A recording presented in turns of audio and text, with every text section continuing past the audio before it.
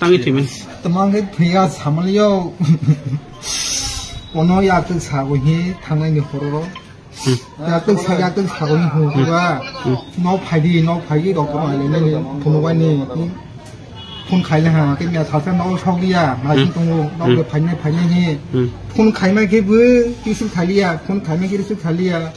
Tin hor sa ai kha ai ni tong ma ya ang ai chok khai ta wa da go. Hai nu khaje hai obostha ko ting ma kha nung no ko tong phun dak kati khobor khana kana he out la phai si police ni hoite ke parani go khobor soi ha ge u parani bor am phun thai na ka out la phai am khana ta mane nung ke babikha mia hopongkol khaimani romli han kan tini phai ka tini phai kha tongmal yang ngi tam kha ti sili yang de ma phai ni bor tam khai tongmani pori tong bo jaga pori tong mo college MBB bo busuk bisirong na agor tola phaimani bo 3 বছর tongha 3 বছর tongha bo agor tola tong phaimani 3 বছর tongha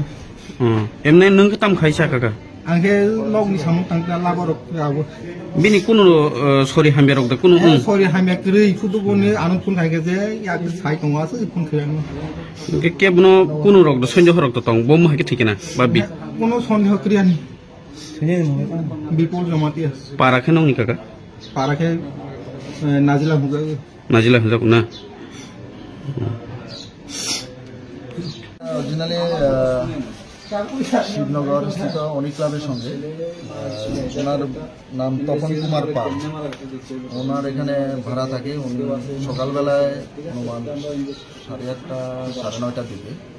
থানাতে phone করে জানান ওনার এখানে একটা ছেলে মোটামুটি একটা ইয়াতে তার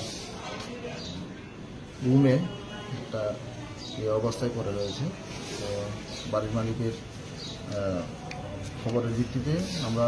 আসি এখানে তো তার পরবর্তীতে তার আধার কার্ড নেই তার নাম জানা যায় তার নাম বিপুল জমাতিয়া সন অনন্ত মোহন জমাতিয়া কিল্লা বাড়ি কিল্লাতে উদয়পুর কিল্লা